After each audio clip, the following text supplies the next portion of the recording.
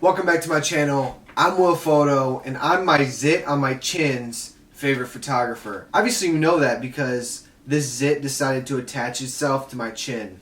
Anyway, let's get into the video.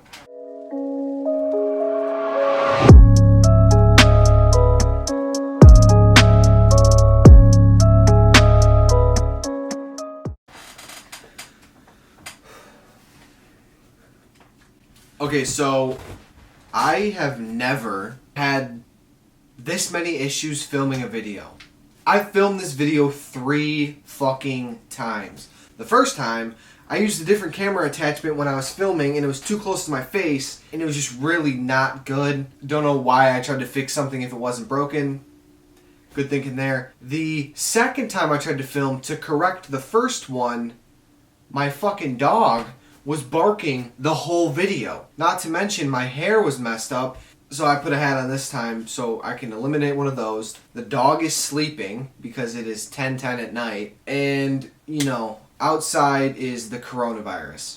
So it's a crazy Friday. I hope you're ready to learn something today. Let's take your mind off the coronavirus and put it onto killing iPhone photography. But without further ado, let's learn. I went out and I took some shots on my iPhone. I used the camera app on my iPhone. I used nothing special. Something that you guys probably use on a daily basis. Anyone that has an iPhone has the camera app. Obviously because it's attached to this camera. So I went out and I took a few shots. I'm going to show you the unedited versions right now.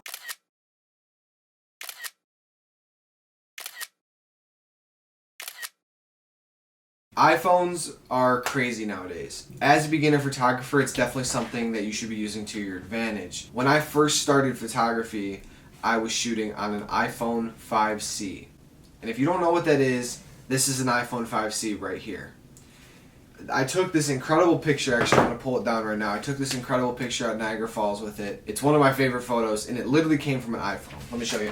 That was off of an iPhone 5C. This is one of my favorite photos today. This little camera that Apple has created is absolutely insane. I only have the iPhone 11. I don't have the Pro or anything else like above this. But this camera is capable of a lot, and I still use it to this day. Obviously, I took some photos here. I took some photos at a car show that turned out really good. Your iPhone is extremely capable of doing a lot of things, and learning how to hone in on that skill is extremely important. And I'm going to show you how to make the most out of your iPhone camera. So I shoot on the iPhone camera app, and then I transfer them to Lightroom. The Lightroom we're going to use, and the Lightroom that I use on my phone, is the same version of Lightroom that is on my Mac that I use on a daily basis, although it is condensed into a mobile version. It has a lot of different features that the edit button in your Photos app doesn't have, and you can do a lot of different things in that app to make your photo awesome. So what we're going to do is we're going to jump into Lightroom. If you don't know anything about the mobile Lightroom app, you're going to learn right now. Let's talk about importing photos first. As you can see, I've already imported my photos, but in the bottom right hand corner you see a picture of a camera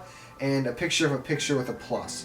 So go ahead and hit that. Then you can choose where you want to select your photos from. So hit from camera roll and it will bring up your camera roll. Then you import them and they all go on here. You can hit one and start editing it. The beauty of this app is that there are a lot of different settings that you can use. You have light, it has exposure, contrast, highlights, shadows, whites, blacks, and then even the tone curve. If you go into color, it has your white balance, temp, tint, vibrance, saturation, and your color mix, which is like your HSL sliders. If you go into effects, it has texture, clarity, dehaze, vignetting, and a bunch of other ones that I don't even use, but they're there. You also have split toning, so you can add colors in your highlights and colors in your shadows. Details, you can sharpen your photo, you can fix the optics. There are endless things on here that I literally use daily on my MacBook when I'm editing photos.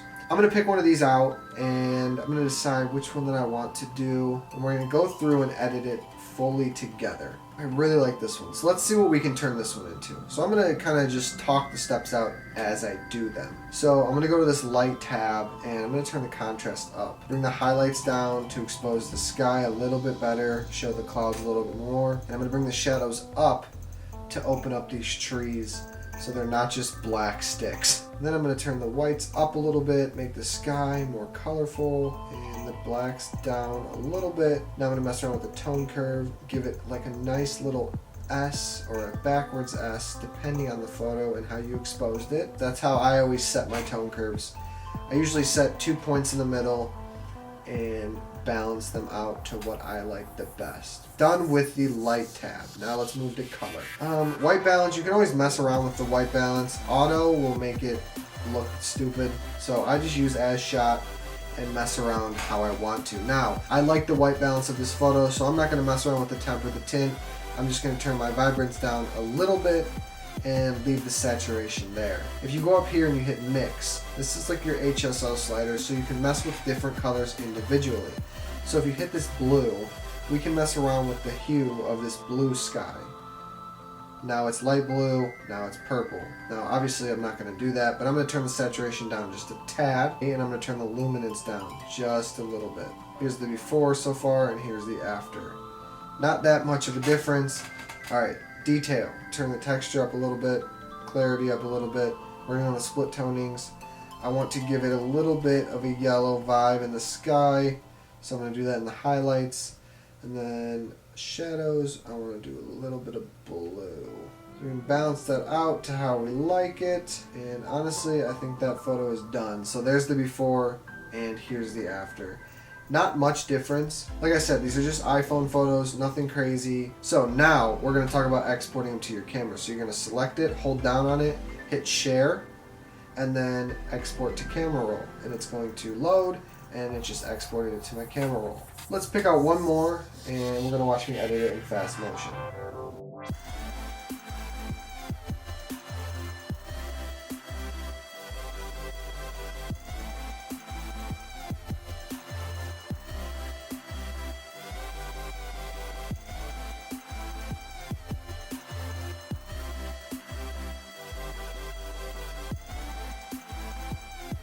Okay, I just finished this photo, and I actually like this one a lot. So here's the before, and here's the after. I actually like this edit a lot. I think I gave it a really cool vibe, and that's definitely a dope-ass photo for just being taken on my iPhone.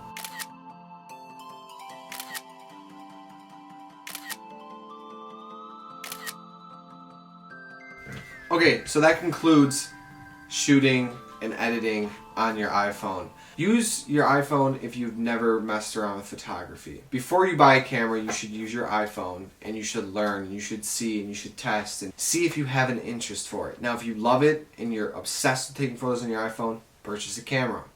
You can still use your iPhone, but purchase a camera and then go from there. Don't go all out and buy a $1,000 camera to take photos that you don't even know if you're going to want to take in a month. Having a $1,000 camera will not make you a better photographer. I fucking hope that that cup is not in the fucking frame. Thank God. That would have been the 4th time I had to reshoot this video. I still use iPhones to this day. Like, let's say I go traveling and I really don't want to carry my camera with me. I do have a small camera that I could put in my pocket, but let's say I really don't want to carry anything but my phone. My phone will do a killer job taking travel photos. And like, it did a killer job taking some nature photos, and I really enjoyed doing that. I think it's cool to kind of step back and take photos with your phone after taking photos on a Sony A7. It makes you practice your skills as a photographer because you really get to capture things. You don't have to worry about settings, focus, like you can just do. The iPhone is an extremely powerful tool, and you can learn how to take your photos to the next level. You can take a basic photo that you took of your friends and just take it to the next level and make it look like a professional photo. That is what the iPhone is capable of now. And there's a lot of tricks that I do have in the future that I want to show you on the iPhone, because I think there's a lot of cool things that you can do with it. So the app that I did use was Lightroom. You can just go on the App Store and type in Lightroom and then hit download. You'll have everything at your disposal. It's free. I think you just have to sign up, put your email in, and you're set. On another note, very close to launching my new iPhone cases. I have launched them before. I tested the product. The cases, I didn't really like them, so I went with a different model case. So I'm going to be launching new cases, new designs. I'm going to be sending out some emails with discount codes. Go ahead and comment your email, send me a DM with your email or anything, and I'll put you on the list and you'll receive a discount code for a new case. Those will be launching soon. I'm not really exactly sure when, but eventually they will be launching. Also, at 100 subscribers, I will be doing a giveaway. I haven't decided what I'm going to do a giveaway yet on. You can comment below between these two options, either an iPhone case at your choice or one of my prints. When I get to 100 subscribers, I'm going to be doing a giveaway, and one of you lucky people will win either a print or an iPhone case. One thing I want to do on this channel, and I think I've kind of touched on it before, I'm looking for someone that lives in my area that wants more practice as a photographer or a videographer. You don't have to have any editing skills. I will be editing the videos as I want full creative control over my content.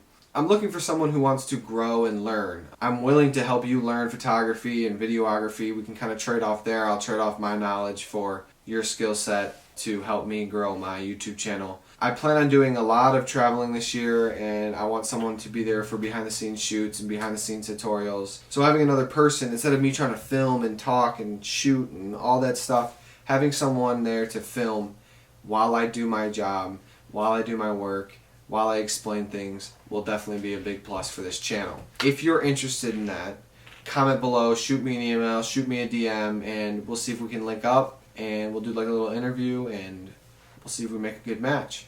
Don't forget to subscribe. If you don't subscribe to the channel, you're missing out. If you don't subscribe yet, go ahead and subscribe. Don't forget to like the video, and I can't wait to see you next time. So keep shooting. Enjoy your day. I'll see you later.